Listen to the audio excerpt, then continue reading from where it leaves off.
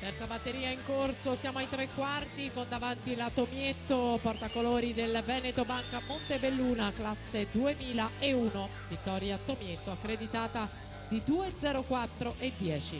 È stata argento negli 800 stile libero ai campionati italiani giovanili ai Criteria di Riccione.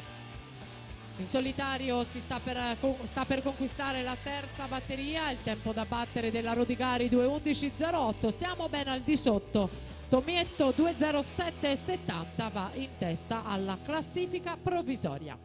Chiara Traversi in 1, Masa Gomboc in 2, Giorgia Perrotta in 3, Ludovica Zarpelloni in 4, Concetta Perroni in 5, Claudia Rigo in 6, Federica